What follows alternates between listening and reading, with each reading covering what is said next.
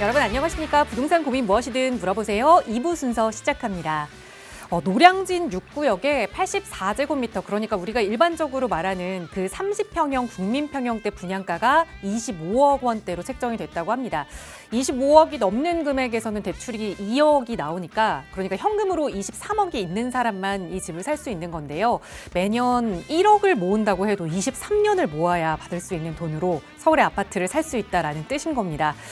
이제 정말 서울에서 내 집 마련하는 건 꿈 같은 이야기가 된 걸까라고 포기하시는 분들 많으실 텐데요. 그러지 않도록 저희 전문가들이 여러분의 내 집 마련 꿈 함께 가지고 또 키워가겠습니다. 언제든 전문가의 도움 필요하시다면 나가고 있는 번호 이용하세요.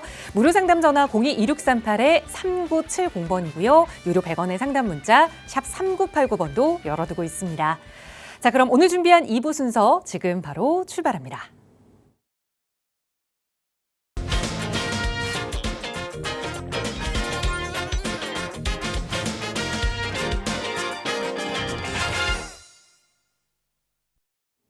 네, 월요일 2부 이 시간 또 여러분의 부동산 고민 해결해드리고 또 알짜 투자 정보 전해드릴 부동산 전문가 모셨는데요. 바로 소개해드릴게요.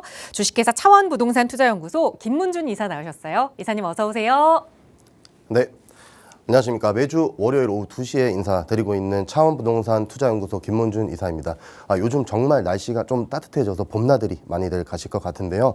아무래도 미세먼지가 굉장히 많기 때문에 좀 조심하셔야 될 것 같고요. 이 봄나들이 가실 때 똘똘한 부동산 한 채 투자해놓고 가시면 마음이 정말 편안하실 겁니다. 그렇기 때문에 저희 방송 보시면서 좀 많은 부분들 도움 되셨으면 좋겠고요. 사실 요즘 규제라든지 정책들이 계속 조금씩 강화되고 있기 때문에 정신이 없으실 겁니다. 하지만 그 중에서도 공급 부족이라는 부분은 현실입니다. 그래서 이 공급 부족은 어떻게든 해결을 해야 되는데요. 서울시가 굉장히 적극적으로 나서서 모아타운이라든지 아니면 신속통합 같은 이러한 개발 행위 를 더불어서 역세권 개발을 또 개편했습니다, 이번에. 그래서 제가 조금 뒤에 그러한 내용들도 준비를 해놨으니까요. 말씀드리도록 하겠고요. 고민 있으시면 지금 연락 주십시오. 네, 봄나들이 가기 좋은 날씨, 봄나들이 갈 장소를 정하지 못하셨다면 이번 주 봄나들이는 김문준 이사와 함께 해보셔도 좋을 것 같아요. 이사님과 함께 또 부동산 공부해볼 수 있는 무료 세미나 시간이 이번 주 목요일에 좀 예정이 되어 있는데요. 먼저 무료 세미나 안내 좀 부탁드릴게요. 네, 제가 이번 주는 목요일 오후 1시에 지금 세미나를 준비하고 있습니다. 아무래도 주제 같은 경우에는요, 방금 제가 말씀드린 그 역세권 개발 지역에 대해서 말씀을 좀 드릴 건데요. 지금 이미 지정된 지역들도 있고요. 지정이 바로 코앞에 두고 있는 지역, 아니면은 곧 지정이 아직 되진 않았지만 금액이 또 많이 올릴, 돈이 몰릴 그러한 지역들이 있습니다. 그래서 제가 그러한 지역들을 조금 금액별로 나누어서 이렇게 말씀을 드릴 예정이니까요. 아무래도 역세권 개발로 인해서 조금 관심 있으신 분들은 지금 연락 주시기 바랍니다. 네, 선착순으로 함께 하실 수 있습니다. 아무래도 안정적인 투자처를 꿈꾸시는 분들은 이 역과 가까운 곳, 역세권 개발에 많은 관심 갖고 계실 텐데요. 역시 나가고 있는 번호 02-2638-3970번으로 문의 주시면 자세하게 이번 주 목요일 진행되는 무료 세미나 안내 도움 드릴게요. 또 여러분께 돈이 되는 부동산 정보 전해드리기에 앞서서 또 문자 사연으로 주신 고민들 먼저 해결하는 시간 가져보겠습니다. 뒷번호 7343 쓰시는 시청자분 보내주신 문자 사연이에요. 이사님 안녕하세요. 30대 초반의 딸이 가산 디지털 단지로 출퇴근을 하고 있어서 실거주 목적으로 집을 알아보고 있습니다. 현재 자금은 약 2억 5천 정도 있고 대출을 활용해서 7호선 라인으로 집을 알아보고 있는데요. 신대방동의 신동아 아파트, 그리고 신대방 삼거리역 앞에 위치한 신대방 아파트를 보고 있습니다. 실거주는 물론이고 향후 미래 가치까지 고려했을 때 어떤 곳이 조금 더 나을지 알려주세요라고 두 개의 아파트를 좀 비교하고 계시거든요. 어떻게 하는 게 좋을까요, 이사님? 네, 시청자님 반갑습니다. 연락 잘 주셨는데요. 지금 현재 30대 자녀분께서 실거주 아파트로 조금 보고 계시다라고 말씀을 해주셨습니다. 그래서 직장 위치는 지금 구디와 가디 쪽에 직장이 위치하고 계시고 바로 이 신대방 삼거리역 근처로 아파트를 좀 보고 계시다고 말씀을 해주셨는데 위치부터 한번 보겠습니다. 이 위쪽으로 보면은요, 사실 노량진 그리고 여의도가 또 서울의 3도시민 여의도가 또 있죠. 그리고 그 아래쪽으로 보면은 신풍역 근처로 신길 뉴타운이 또 위치를 하고 있습니다. 그래서 위치로 봤을 때는 요 위에 또 대방동도 있고요. 위치로 봤을 때는요, 굉장히 좋아요. 요 7호선 자락으로 보신다고 하셨을 때 저 또한 마찬가지로 요 신대방 삼거리역 정도 추천을 좀 드릴 수 있겠는데요. 조금 더 확대해서 제가 위치를 보면서 말씀을 드리겠습니다. 주신 아파트가 여기 바로 앞에 있네요. 여기 보시면은 요 신대방 삼거리역 뒤쪽으로 보람의 자이, 더 포레스트 자이가 있고요. 그 다음에 그 뒤쪽으로 이제 신대방 신동 아파트, 그리고 요 앞쪽으로 이제 신대방 아파트 요 두 개를 지금 비교를 해 주시는 겁니다. 금액은 사실 큰 차이는 없이 비슷합니다. 그런데 제가 조금 더 추천드리고 싶은 아파트는요, 결론적으로 말씀드리면 저는 요 신대방 신동 아파트가 더 낫지 않을까 싶은 생각입니다. 왜냐면은요, 요 신대방 아파트 같은 경우에는 바로 큰 길가에 또 위치를 하고 있고 지하철이랑도 가깝기 때문에 거주를 함에 있어서는 조금 더 좋긴 할 겁니다. 하지만 앞쪽으로 항상 지하철 앞쪽으로는요 이렇게 상가들이 있거든요. 그래서 재개발을 통해서 주위가 같이 개발을 하기에는 조금 문제가 저는 될 거라고 생각을 하고 있고요. 결국 두 아파트 모두 재건축을 바라보고 가야 할 아파트들이고 오래된 아파트들이기는 한데요. 요 신대방 아파트는 아마 단독으로 재건축을 진행할 수밖에 없지 않을까라고 생각을 합니다. 그리고 요 신대방 신동 아파트 같은 경우에는요 지하철이랑 조금 더 거리는 떨어져 있긴 하지만 지금 요 주위가 그래도 신속통합으로 동의서를 받으려고 움직임이 있기 때문에 저는 그나마 신대방 신동아를 추천을 드리겠다라고 말씀을 드리겠고요. 바로 옆쪽으로 보면은 지금 역세권 재개발도 이미 선정이 된 부분이 있고 그 다음에 요 뒤쪽으로도 지금 신속통합 선정이 됐습니다. 그래서 결국 요 지금 신대방 신동아 아파트까지 전부 다 개발이 이루어지게 되면은요 밑에 보람의 병원도 있고요 공원도 있고 학교도 있습니다. 그래서 위치는 아주 좋으니까요 요 신대방 신동아 아파트를 저는 둘 중에는 추천을 드리겠다라고 말씀을 드리겠고요. 하지만 한 가지 더 제가 말씀을 드리면은요 제가 조금 더 추천을 드려본다고 한다면은요 이제 둘 중에서는 그렇게 답변을 드리긴 하겠지만 저라면 저는 요 지역으로 가겠습니다. 바로 이 동작 센트럴 자이 뒤쪽에 7호선 장승배기역 있습니다. 요 위쪽으로는요 지금 바로 노량진 뉴타운이 위치를 하고 있어요. 그래서 노량진 뉴타운을 바로 받아내는 어떻게 보면 상도 뉴타운입니다. 여기는 보면은요 지금 요 앞쪽으로 상도 21구역 모아타운이 진행을 되고 있고요. 신속통합에서 서울에서 가장 빠른 또 상도 14구역, 15구역 여기는 이미 지금 조합 설립까지 다 끝난 상황이거든요. 그래서 가격이 굉장히 많이 올라와 있고요. 요 23구역이 지금 신속통합으로 선정은 되어 있는데 아직 조합 설립이 되지 않았습니다. 그래서 시청자분 같은 경우에는요. 아까 30대셨고 실거주를 하신다고 하셨는데 저는 요 실거주를요. 무기로 삼으셔야 된다라고 생각합니다. 그래서 토지 거래로 묶여 있는 이러한 이제 신속통합 같은 경우에는요. 후보지로 선정이 되면 조합 설립까지는 보통 토지거래 허가로 묶여 있습니다. 물론 조합 설립 이후로도 이제 투기의 목적이 없다라고 판단이 된다면은 이제 토지거래 허가에서 좀 풀어주지만 결국에 조합 설립까지는 계속 묶여 있거든요. 그래서 가격이 좀 꾹 눌려져 있는 성격이 있습니다. 그렇기 때문에 실거주를 하시는 그 무기를 가지고 한 원룸에서 한 1.5룸 이런 것들이라도 저는 요 23구역에 조금 들어가셔가지고 매물을 찾아보시는 게 어떨까라고 생각을 하고요. 요 뒤쪽으로는 지금 이렇게 서부선까지 예정이 되어 있습니다. 그렇게 되면은 결국 저는 요 지금 상도 23구역이 굉장히 입지적으로 뛰어난다고 생각을 하니까요. 요 지역 임장을 한번 통하셔가지고 신대방 신동아도 좋지만 요 23구역까지 한번 검토를 해보시는 게 저는 좋겠다 결론을 드리도록 하겠습니다. 네, 고민하셨던 두 개의 아파트 중에서는 신동아 아파트에 손을 들어드렸지만 그래도 조금 더 투자 가치에 좀 무게를 실겠다라고 한다면 장승배기역 근처에 신통기획으로 선정된 곳까지 일러드렸으니까 잘 비교해보시고 현명한 투자 판단하시기 바랍니다. 저희 문자 사연 하나 더 살펴보도록 할게요. 뒷번호 2377 쓰시는 시청자분 보내주신 사연인데요. 안녕하세요. 2억 정도로 자녀 명의 투자를 고민하고 있습니다. 방화동의 모아타운이 괜찮아 보여서 현재 고민을 하고 있는데 투자 관점에서 이 방화동 모아타운 지금 투자해봐도 괜찮을지 이사님의 의견을 부탁드려요 라는 질문을 주셨어요. 이번에는 방화동으로 2억 투자를 좀 고민을 하고 계시는데 괜찮을까요, 이사님?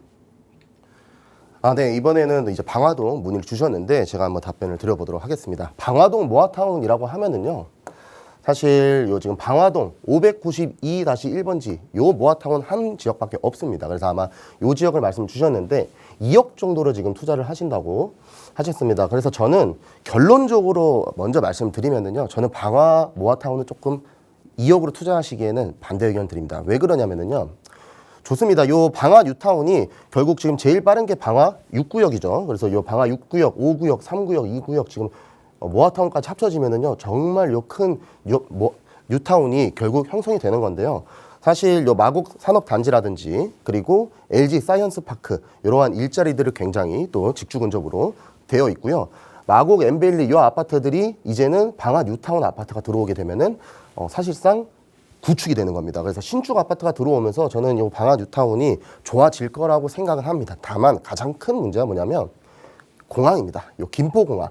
이 공항은 결국 없어질 수가 없죠. 그렇기 때문에 이 공항 근처에는 고도 제한이 굉장히 심합니다. 그래서 이 마곡 엠벨리 같은 경우에도 층수가 굉장히 낮죠. 그렇기 때문에 이 방화 뉴타운 또한 마찬가지, 모아타운 마찬가지로 층수의 제한이 있습니다. 그래서 물론 새 아파트가 들어오고 세대수가 많아지고 하는 부분 그리고 직장까지 있기 때문에 강서에서 굉장히 좋은 입지를 가지고 있다고 생각하지만 저는 나중에 먼 미래를 본다고 했을 때는요 가격의 오름폭이 분명히 한계가 있다라고 생각을 합니다. 그래서 시청자분께서 요 2억을 가지고요 방화동을 보지 마시고요 차라리 저 같으면은요 요 바로 왼쪽으로 조금만 더 오시면은요 고도 제한이랑 아예 상관없는 지역이 있습니다. 그래서 저는 그런 지역에 좀 투자를 하셨으면 좋겠는데요. 바로 목동입니다. 요 목동은요 지금 보시면은 요 빨간색으로 지금 표시된 거 보이시나요? 이게 바로 목동의 신시가지. 목동 재건축 단지 아파트입니다. 학군도 정말 좋고 아파트 가격도 정말 높죠. 그래서 이 목동 신시가지와 많은 분들은 이 목동은 신시가지만 생각하는데요. 사실 목동이 구시가지도 있습니다. 그래서 이 위쪽으로 보면은요, 바로 이 지역이 목동의 구시가지가 되는 겁니다. 여기는요, 지금 현재 아파트가 거의 없어요. 그리고 정말 저층 주거 지역들이 많고요. 이렇게 색깔로 지금 표시되어 있는 것처럼 재개발들이 아주 많이 지정이 되어 있는 모습을 보이고 있습니다. 목동의 모아타운이라든지 도심 공공이라든지 신속통합이라든지 이런 부분들이 굉장히 지금 다 이렇게 지정이 되어 있는 모습을 보이고 있는데요. 제가 오늘 좀 추천을 드리려고 하는 지역은요. 바로 요 9호선 염창역 앞쪽입니다. 그래서 저는 이렇게 생각을 합니다. 요 뒤쪽 지역은요. 빠르게 재개발들이 선정이 됐어요. 왜 그럴까요? 왜냐면은 지하철이랑 거리가 멀기 때문이에요. 그래서 지하철이랑 거리가 멀다라는 거는요. 결국 신축을 하더라도 월세가 안 나옵니다.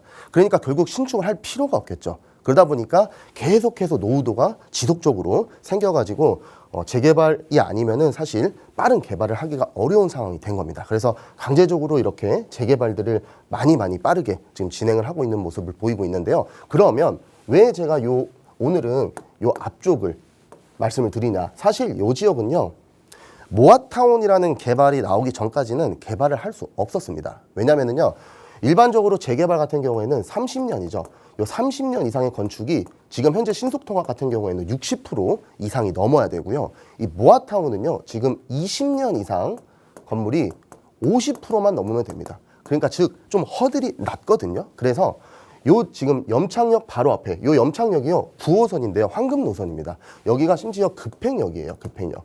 그래서 많이 유명하지가 않습니다. 이 급행역으로. 정말 서울에서는요 2호선도 정말 유명하고 좋은 역이지만 저는 앞으로 9호선이 이 황금 노선으로서의 어떠한 역할을 많이 할 거로 생각을 하고 있거든요. 그래서 부동산을 잘 모를 때는요 이 9호선 근처에 노후도가 조금 있는 곳에다가 그냥 투자를 해 놓으시면은 그래도 돈이 좀 많이 벌 수 있지 않을까 이렇게 생각을 합니다. 그래서 그 중에 하나인 역이 저는 염창역이라고 생각을 하고요. 이제 요 앞에 염창역 바로 앞에는 월세도 역도 가깝고 하다 보니까 월세가 잘 나왔을 거잖아요. 그래서 계속해서 신축 행위가 일어났기 때문에 30년 이상으로 볼 수 있는 재개발과는 관련이 없던 지역이었는데 이제는 20년 이상으로 모아타운을 볼 수 있게 되니까 관련이 있게 된 겁니다. 그게 이제 2025년도 작년부터 이제 조금 관련이 돼가지고요. 굉장히 유명해지고 핫해지고 있는 중인데요. 그 중에서도 지금 염창역 바로 앞에 보시면은 요 역세권 염창역이라고 있습니다. 그래서 요 역세권 재개발도 이미 지정이 되어 있는 모습을 보이고 있고요. 바로 앞쪽으로 이렇게 하나, 두 개, 세 개. 그래서 1, 2, 3 이렇게 세 군데 정도가 있는데요. 특히나 요 3번 같은 경우에는요. 여기서 조금 더 거리가 있습니다. 제가 아까 말씀드렸죠. 여기서 거리가 있으면 있을수록 재개발이 조금 더 빠를 수가 있다. 그래서 제가 보기에는 요 지역 중에서 속도가 가장 빠른 곳이 요 목동 요 3번 지역이 되지 않을까라고 생각을 합니다. 그래서 요 지역에다가 지금 2억 정도면은 투자가 가능하니까요. 시청자분 방화동 모아타운 가지 마시고 저 같으면 차라리 요 목동에다가 꼭 이 구역이 아니어도 됩니다. 1번, 2번, 3번에서 자금이 맞는 대로 들어가셔도 되긴 하겠지만 제가 지금 추천드리는 곳은 요 3번 지역에다가 한번 들어가시는 게 어떨까라고 말씀드리면서 마무리를 드려보도록 하겠습니다. 네, 방화동에서 그리 멀지 않은 지역입니다. 목동의 9호선 염창역 부근을 일러드렸으니까 한번 자녀분과 함께 임장 다녀오시고 또 결정하시기 전에 계약하시기 전에는 꼭 전문가의 점검 받아보세요. 저희 나가고 있는 무료 상담 전화 02-2638-3970번 그리고 유료 100원의 상담 문자 샵 3989번으로도 함께 할 거고요. 이렇게 여러분 보내주시는 고민 내용 조금 더 자세히 풀어낼 수 있는 시간 그리고 또 역세권 재개발에 대해서 재개발 투자 공부를 할 수 있는 시간 그 무료 세미나 시간도 준비하고 있습니다. 김문준 이사와 함께 하실 수 있는 시간 이번 주 목요일에 준비되어 있는데요. 이사님 다시 한번 간략하게 소개 부탁드려요. 네, 제가 이번 주 목요일에는요. 제가 1시에 지금 세미나를 지금 준비를 하고 있는데요. 아무래도 이제 방송 중으로 조금 이렇게 궁금하셨던 분들 다 여쭤보지 못하신 분들 많습니다. 그렇기 때문에 세미나에 오셔서 말씀하셔도 제가 드릴 수 있는 만큼 말씀을 드려보도록 하겠고요. 이번 주 세미나에는요, 지금 역세권 재개발에 관련해서 이제 아직 많이 오르지 않은 지역들을 조금 공개를 해드릴 예정입니다. 그래서 도움이 되실 수 있는 내용이니까요. 꼭 시간 내셔서 방문해 보시기를 바라겠습니다. 지금 전화 주시면 됩니다. 네, 역세권 재개발 투자 정말 많은 분들이 관심 갖고 계시죠. 방송에서 못다 다루는 이야기까지 자세히 나눠볼 수 있는 시간이니까요. 이번 주 목요일 함께하고 싶으시다면 나가고 있는 번호로 문의 주세요. 그리고 오늘 또 방송 시간 통해서도 그 세미나 가면 더 자세히 들을 수 있는 내용 좀 핵심만 요약해서 여러분께 전달해 드릴 예정인데요. 최근 정부가 서울 전역에 325개 역세권을 고밀 복합개발 대상지로 발표를 했습니다. 그러니까 정부도 이 역세권 주변에는 더 열심히 좀 개발에 대한 의지를 표했다라고 볼 수 있을 텐데 그동안은 단순히 이동 공간이었다면 이제는 좀 생활 공간으로 변모할 수 있을 것 같아요. 자, 어떤 투자 전략으로 접근해 봐야 하는지 오늘은 김문준 이사의 눈으로 들여다보고자 합니다. 전해 주시죠. 네, 제가 오늘 준비한 내용은요. 요 서울 325개역 전부 다 바뀐다. 그런데 그 중에서도 돈 되는 곳은 따로 있다라는 내용으로 준비를 했습니다. 아무래도 요 제목 그대로 지금 서울에 있는 서울에 지하철이 총 325개입니다. 그래서 서울의 325개의 역세권 지역들이 역세권 개발을 할 수 있도록 바뀌는 내용입니다. 그래서 전면 이제 바뀝니다. 아무래도 서울시가요, 모아타운이라든지 아니면 신속통합 이러한 재개발들을 지금까지는 적극적으로 좀 추진을 해왔고요. 역세권 재개발은 비교적 조금 아무래도 까다롭고 시간도 좀 오래 걸리고 행정 처리도 여러 가지 부분들이 굉장히 오래 걸리는 부분들이 있었습니다. 그런데 그러한 부분들을 또 개선하고 완화를 해서 이번에 완벽한 또 개편을 했으니까요. 서울시는 이 공급을 어떻게든 늘리겠다라는 의지가 정말 강력한 것으로 저는 보고 있습니다. 그래서 그러한 내용에 대해서 말씀을 드려보도록 하겠습니다. 자, 첫 번째 내용 한번 보시면은요. 지금 서울시에서 3월 25일 아주 최근입니다. 3월 25일 수요일 날 이제 발표를 한 내용인데요. 이 보도 자료에서 보면은 325개 역세권 복합개발 대상지로 변경을 하겠다. 그래서 서울시는요. 지금 이동 중심, 그러니까 역세권이요. 지금까지는 이동을 하는 곳이었다고 한다면 이 이동 중심에서 생활까지 그리고 문화까지 한 번에 다 누릴 수 있는 지역으로 바꾸겠다라는 의지가 굉장히 강력하다고 보실 수 있겠고요. 일터, 주거, 여가를 그래서 한 곳에 다 들어가는 겁니다. 역세권 활성화 사업이 굉장히 확대가 되는데요. 2031년도까지 그래서 본격적으로 가동을 합니다. 요 아래에 있는 내용들도 제가 뒤에서 다 말씀을 드릴 거니까요. 대표적으로 요거 하나만 말씀드리고 넘어가도록 하겠습니다. 자, 제가 이제 뉴스를 하나 가져왔습니다. 그래서 서울시 역세권 전면 개편 발표에 대한 내용인데요. 역세권 325곳을 지금 복합개발로 바꾸겠다고 했고요. 지금 오세훈 서울시장이 25일 날 저번 주 25일 날 시청에서 서울 역세권 직주락이라는 내용으로 활성화 전략을 기자 설명회에서 현재 브리핑을 하고 있는 모습입니다. 어떠한 내용들이 있었냐면요. 서울 325개 역세권을 전부 다 확대해서 개발한다는 내용, 그리고 방금 제가 말씀드린 이동 거점을 생활 거점으로 바꾸겠다. 그리고 직주락을 복합 도시 전환을 하겠다고 이야기를 했습니다. 그렇게 되면은요, 제가 보기에는 서울은 이제 도시 구조가 아예 바뀐다라고 생각을 합니다. 이 역세권이 지금까지는 정말 유동 인구가 정말 많고 단순 이동만 했다면은요, 결국 모든 역이 다 똑같지는 않겠지만 분명히 돈이 몰리는 역이 또 따로 있을 거거든요. 그래서 그러한 내용들 조금 저는 중요시 봐야 된다고 생각을 하고요. 그 다음 내용으로는요, 이 직주락이 그러면 무엇이냐?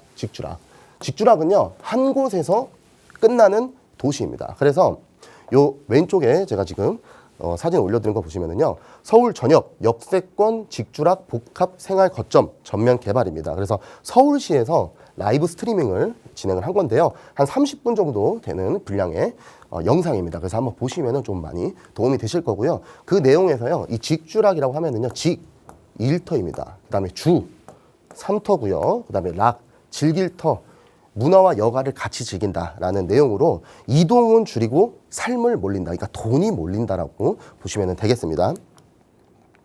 그래서 이 서울 역세권 전면 개편 핵심 총 4가지가 있는데요. 첫 번째부터 보면은요. 서울 325개 전 역세권을 개발을 허용하겠다라는 내용이 있고요.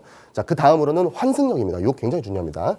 환승역 용적률을요. 최대 1300%까지 상향해 줍니다. 이 굉장히 높게 상향을 해주는 거거든요. 그 다음에 이 공공기여, 이 역세권 재개발이요. 사실 공공기여를 50%나 해줬어야 됐기 때문에 사실상 조금 인기도가 떨어지는 부분들이 있었습니다. 아무리 용적률을 높게 주더라도 공공기여를 많이 줬거든요. 근데 20%를 완화를 해줘가지고요. 이제 30%로 되는 겁니다. 비강남권을 특히 보시면 되겠고, 그 다음에 이제 역세권의 범위 확대입니다.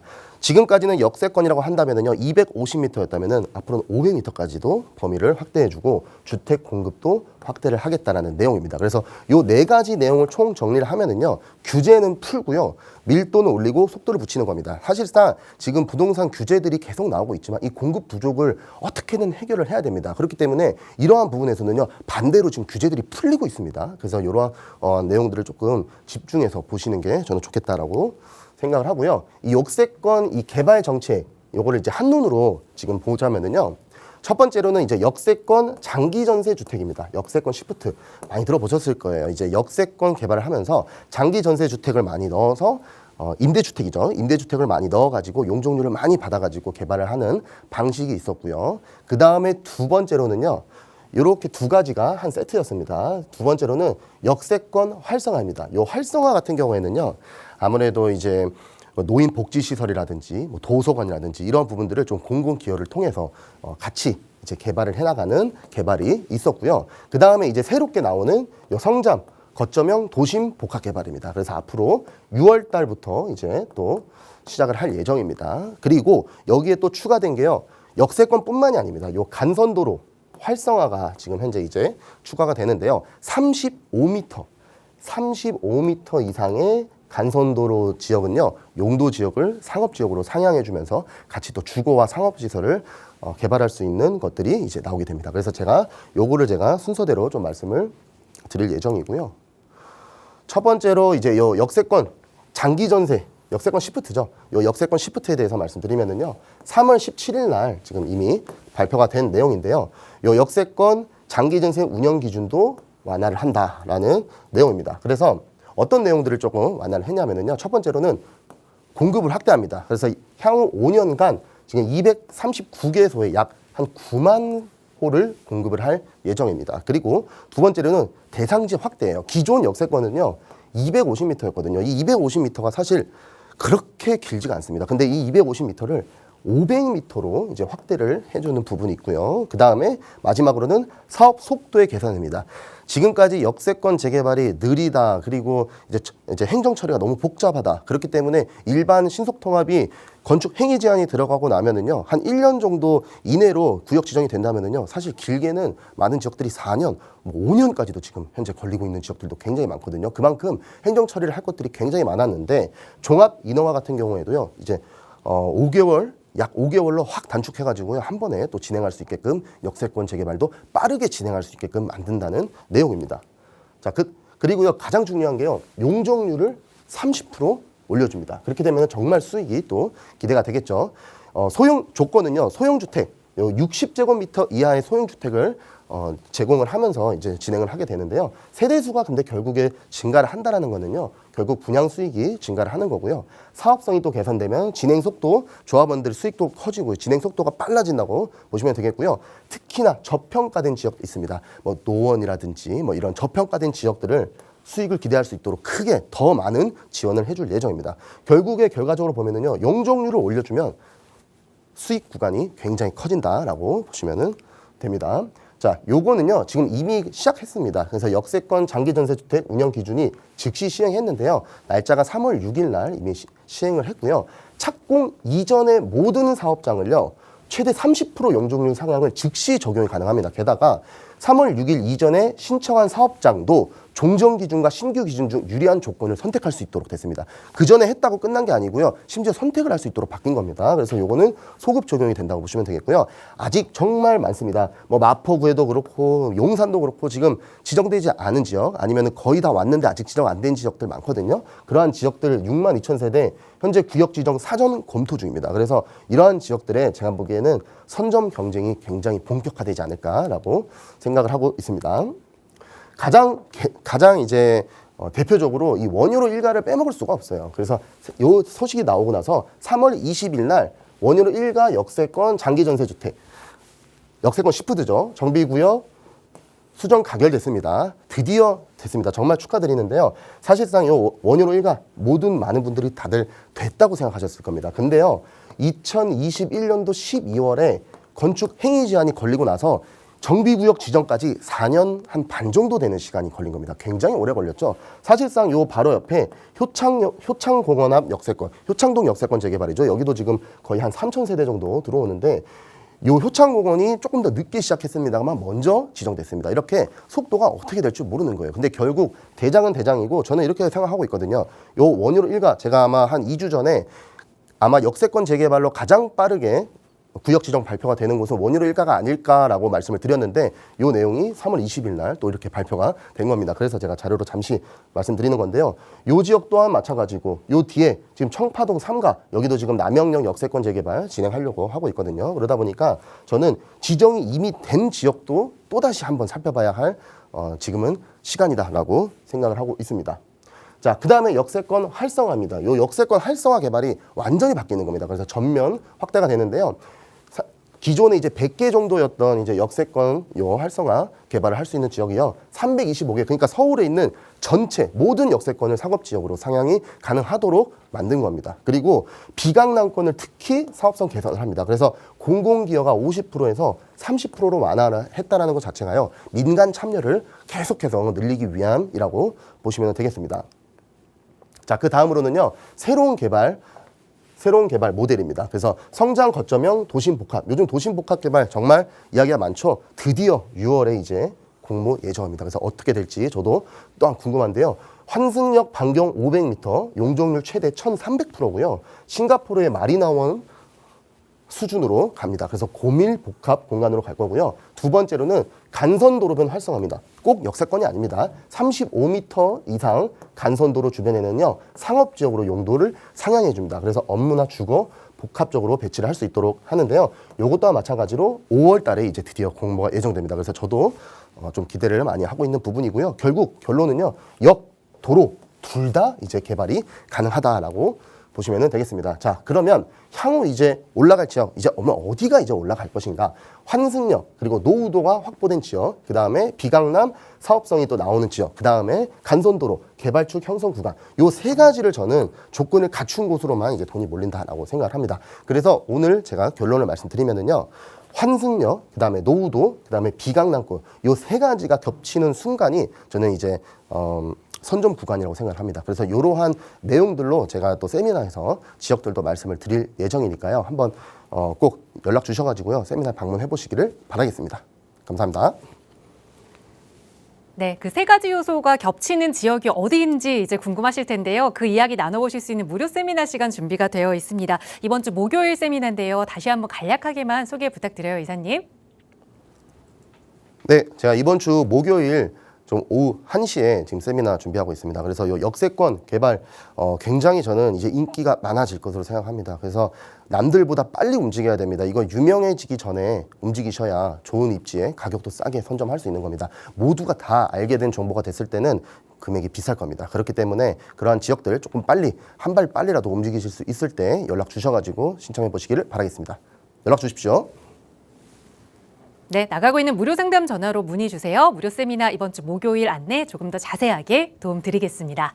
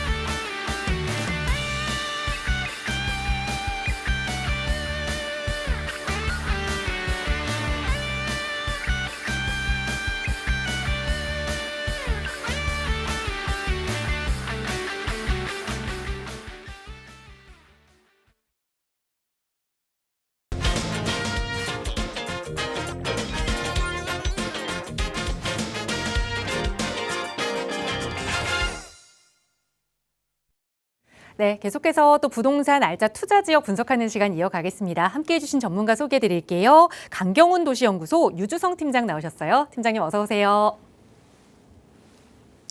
안녕하세요, 시청자 여러분. 저는 여러분들의 든든한 투자 계획가 강경훈 도시연구소의 유주성 팀장입니다. 오늘도 여러분들 투자 계획 설립에 제가 도움이 될 수 있도록 좋은 정보 전달해 드리도록 하겠습니다. 제가 요즘 상담하다 보면 좋은 물건 놓쳐서 아쉽다. 내가 원하는 지역이 있었는데 정말 아쉽다라고 말씀하시는 분들이 많이 계세요. 근데 그럴 수밖에 없는 것이 부동산이라는 것은 기본적으로 편차가 존재합니다. 편차가 존재하기 때문에 준비된 분들과 그렇지 못한 분들의 격차가 좀 많이 벌어질 수도 있고 준비된 분들이 더 많이 좋은 것들을 가져갈 수밖에 없는 그런 시장입니다. 그래서 제가 항상 많이 말씀을 드리는 것이 돈 붙여 준비해라 혹은 내가 원하는 것이 있으면 2군데 정도는 미리 공부를 해놔라라고 보통 말씀을 많이 드리고 있습니다. 그래서 오늘 방송을 통해서 여러분들께 또 좋은 지역들, 좋은 정보들 많이 좀 전달해드리도록 할 테니까요. 방송 끝까지 시청 부탁드리겠습니다. 감사합니다.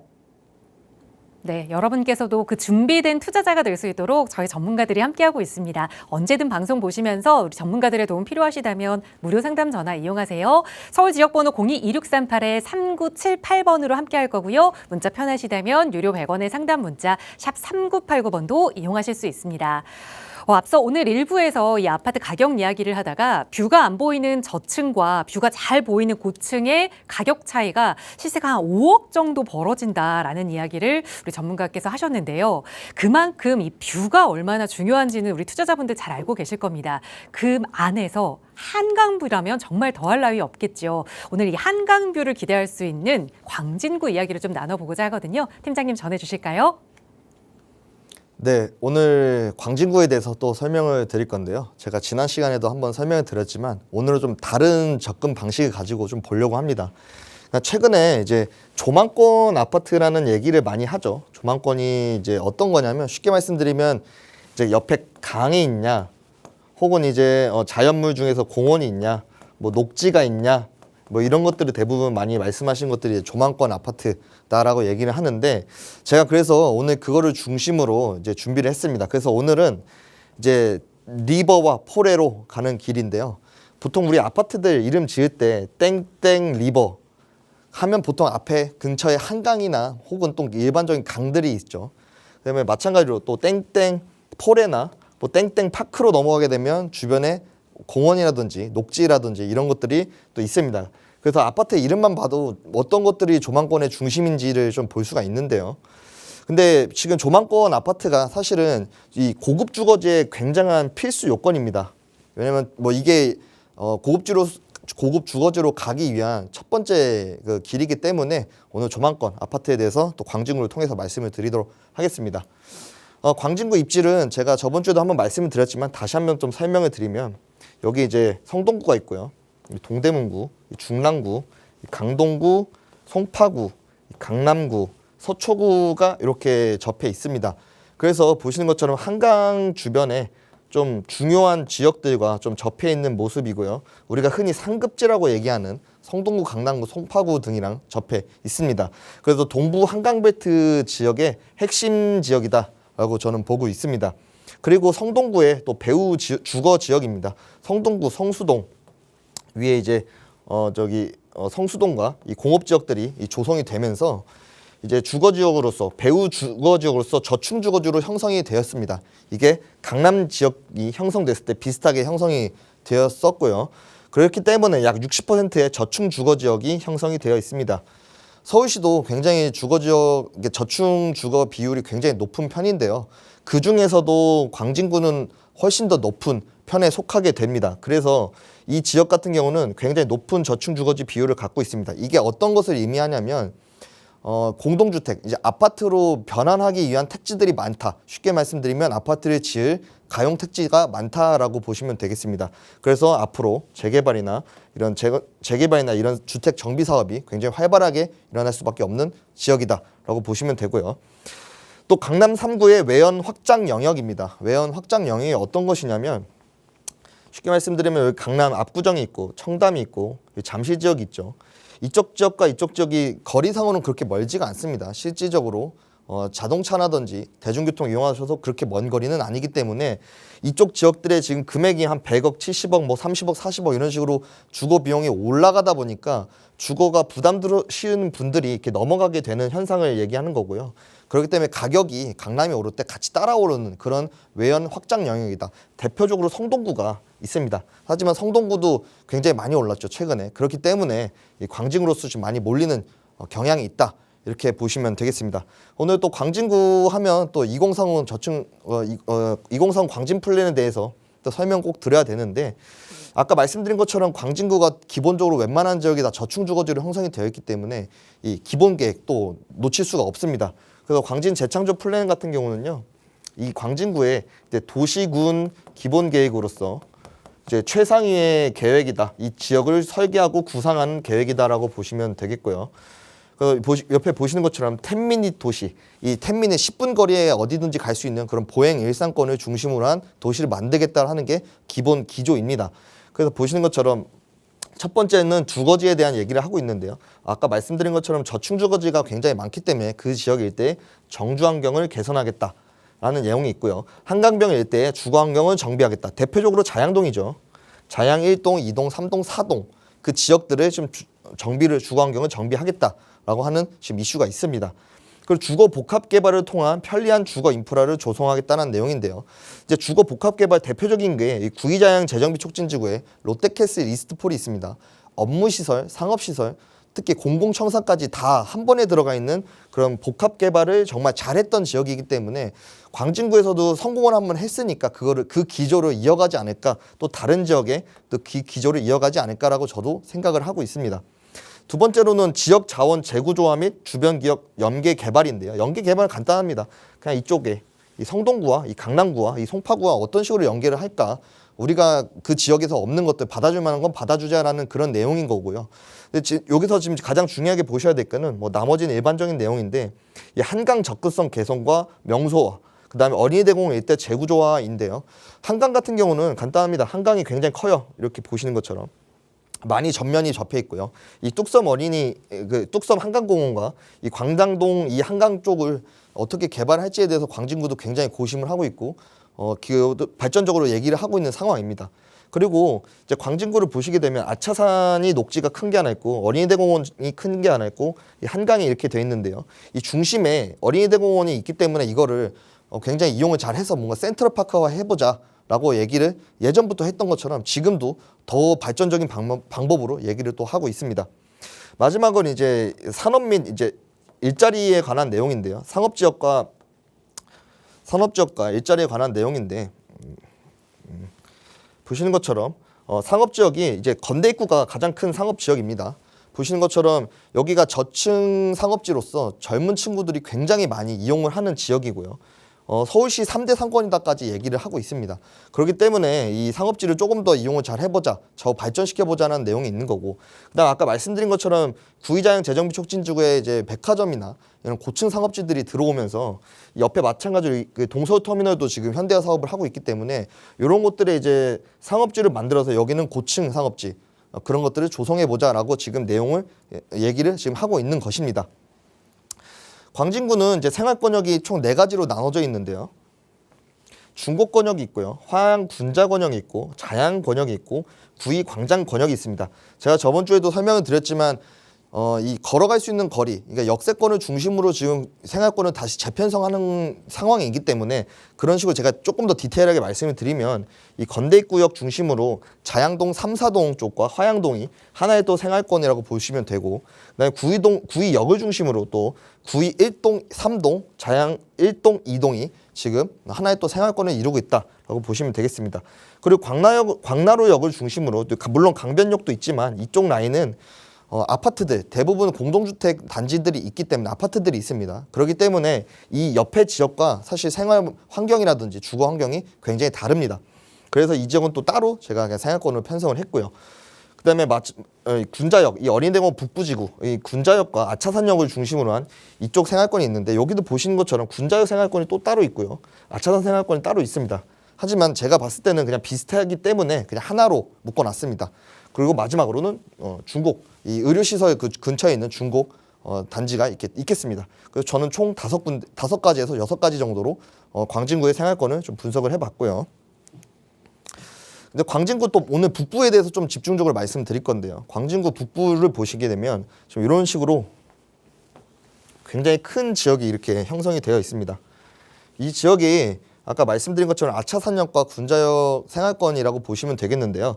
지금 이 큰 지역들의 구역 지정된 정비 사업이 뭔가 활성화되어 있는 것도 확정된 지역이 2군데밖에 없습니다. 이 지역이 총 1.6km제곱미터, 평수로 따지면 약 5만 평 정도 되거든요. 50만 평 정도 되는데 이 정도 큰 크기에 지금 이 구역 지정된 지역이 2군데밖에 없고 아파트는 단 1개도 없습니다. 지금 보시는 것처럼 굉장히 개발하기 좋은 그런 지역이 형상을 꼭 있고요. 지금 구이동 46번지 일대가 26년도 2월 달에 올해죠. 신속통합계획으로 선정이 됐습니다. 그리고 중곡동 254-15번지 일대 여기도 25년도 2월 달에 신속통합계획으로 1년 차이를 두고 지정이 됐습니다. 제가 그래서 이 지역에 대해서 좀 더 디테일하게 설명을 드리면 이제 구역계는 이런 식으로 설정이 되어 있고요. 지금 이 동네는 같은 경우는 구이동 46번지 같은 경우는 투룸이 한 7억 6천 정도의 형성이 되어 있습니다. 전용 면적은 이게 한 8평 정도 되는 투룸이다라고 보시면 되겠고요. 중곡동 254-15번지 일대는 3룸입니다. 요거는 3룸인데 전용 면적이 실질적으로 큰 차이는 없기 때문에 작은 3룸이다라고 예상하시면 될 것 같고요. 6억 1천만 원 정도의 형성이 되어 있습니다. 금액대는 이렇게 보시면 참고하시기 좋을 것 같습니다. 군자 권역 이 지역에 이제 정비 사업 예상지를 또 말씀을 드려야죠. 근데 하지만 제가 오늘 주제를 이 리버와 이 포레로 잡았기 때문에 오늘 2군데만 말씀을 드리겠습니다. 지금 보시는 것처럼 이쪽에 김고랑천 로가 이제 복개 사업에 대한 지금 이슈가 있고요. 그래서 천이 2개가 합치는 지역이다. 여기는 이미 구역 지정이 됐고 이 밑에가 이제 중곡일동 저층주거 지역인데 이 지역도 지금 제가 봤을 때는 이 강을 중심으로 좀 재개발이 같이 일어날 수 있는 그런 지역이다 보시면 되겠고요. 그다음 이쪽 어린이대공원 북부지구 같은 경우는 아까 말씀드린 대로 이 파크랑 포레를 중심으로 하는 그런 조망권을 중심으로 하는 아파트가 들어오지 않을까 저는 예상을 하고 굉장히 유망한 지역이다라고 보고 있습니다. 이 지역은 이제 2040 광진 플랜에서도 지금 얘기를 이미 하고 있는 지역이고요. 어린이대공원 재구조화 사업을 통해서 공원 조망 주거단지를 가겠다. 그래서 대공원 조망형 주거단지를 개발하겠다라고 지금 얘기를 하고 있는 내용인 거고, 마찬가지로 광진형 센트럴파크, 이제 서울형 센트럴파크라고 얘기를 하는 이런 공원, 이제 도시공원의 재구조화 사업을 통해서 이 신문 공공공간으로서 뭔가 만들어 가보자라고 이슈가 있는 그런 지역입니다. 그래서 이 지역을 제가 이제 광진구 그 저층주거지 관리계획 주민 열람 자료가 이렇게 나와 있는데 그거를 근거로 이제 A12구역, A13구역, A14구역으로 지금 이제 가층으로 이제 만들어져 있고요. 정비 예정 구역입니다. 이 지역을 이렇게 보시면 될 것 같고, 어린이대공원을 지금 공공공간으로서 뭔가 조성을 하자라고 지금 지속적으로 얘기를 하고 있습니다. 지금 보시는 것처럼 마지막으로 이제 고도지구 폐지에 따른 정비사업 추진을 하자라고 얘기를 하고 있는데, 기존에 이만큼 여기 제가 해드리는 요 구역이 16m짜리 고도지구, 그러니까 제한, 이 최고 고도지구 제한이 있던 지역입니다. 이거를 2022년도에 폐지를 했습니다. 그렇기 때문에 여기는 이 고도지구 폐지에 따른 정비사업, 이 종상향을 동반한 정비사업을 가자라고 지금 얘기가 있는 지역이고요. 그래서 아까 제가 말씀드린 그 내용을 토대로 구역계를 대략적으로 만들었는데, 지금 보시는 것처럼 A12, 13, 14구역이 저런 식으로 지금 배치가 될 것이라 보고 있습니다. 뭐 제가 제외한 지역들은요, 상가가 좀 많던지 혹은 이 역세권에 포함이 돼서 다른 개발 방식으로 갈 수 있는 지역들만 지역들은 제외를 했습니다. 보시는 것처럼 군자역 575선 다중역세권, 우리가 흔히 더블 역세권이라고 얘기하는 이제 575선 다중역세권이 있고요. 마찬가지로 또 옆에 오른쪽에는 이 아차산 역세권이 2개가 포함이 되어 있는 지역이기 때문에 이 교통 환경이 굉장히 양호한 지역입니다. 그리고 어린이대공원을 남향으로 영구조망권이 있는 지역입니다. 보시는 것처럼 아파트가 올라가게 되면 600m, 약 800m, 약 거의 1km 정도 되는 이 영구조망권이 바라볼 수 있는 그런 지역이기 때문에 주거 환경도 굉장히 쾌적하다라고 라고 저는 보고 있습니다. 이 지역의 시세가 어느 정도 될 건지 제가 예상을 한번 해보면 약 30억대에 조성이 될 것 같은데요. 이제 이유가 뭐냐면 레미안 파크 스위트 아파트 요게 2018년도에 사용 승인이 되었고요. 이 편한 세상 광진 그랜드 아파트가 여기 있는데 요게 2021년도 사용 승인을 했습니다. 아파트들이 각각 30평대 기준으로 23억 정도의 형성이 되어 있는데요. 호가가 지금 그렇게 나오고 있습니다. 근데 하지만 이 지역들은 보시면 역에서도 굉장히 좀 멀고 여기가 이제 어린이대공원역입니다. 여기서 굉장히 멀고 공원에 대한 조망권을 실제로 받을 수 있는 직접 수혜 지역이 아니기 때문에 제가 봤을 때는 이 지역보다는 금액이 훨씬 더 올라가지 않을까. 그래서 30억대 이상을 보고 있습니다. 그래서 오늘은 제가 이제 주목할 지역을 이 어린이대공원 이 북부지구로 말씀을 좀 드리고 싶고요.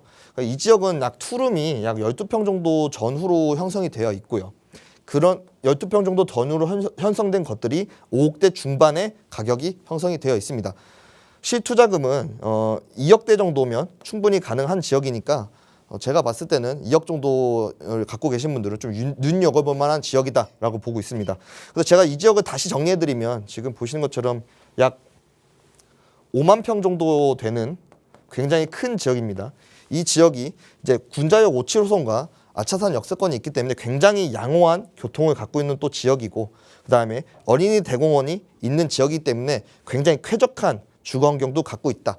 두 가지를 동시에 갖고 있는 굉장히 좋은 지역이니 제가 이번에 또 투자를 희망하시는 분들은 굉장히 또 주목해서 할 만한 지역이라고 제가 판단이 됩니다.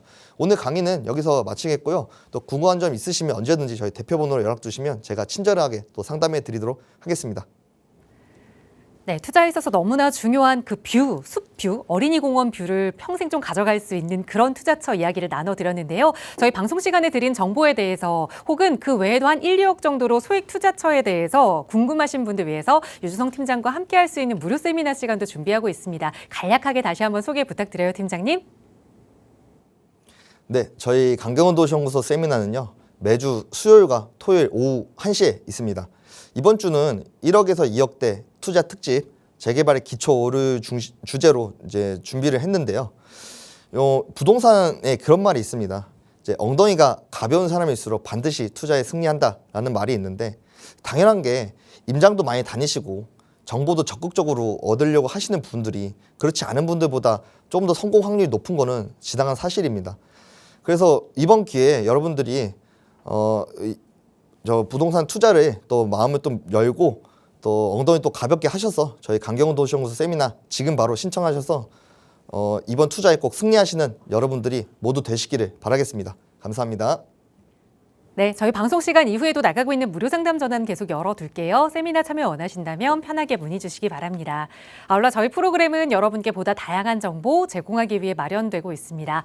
해당 부동산의 가치나 매물 가격의 상승 하락을 보장하지는 않는다는 점 유의해 주시기 바랍니다. 자, 오늘 밤부터는 비 소식이 있네요. 건강한 오후 보내시고요. 저희는 내일 다시 인사드릴게요. 고맙습니다.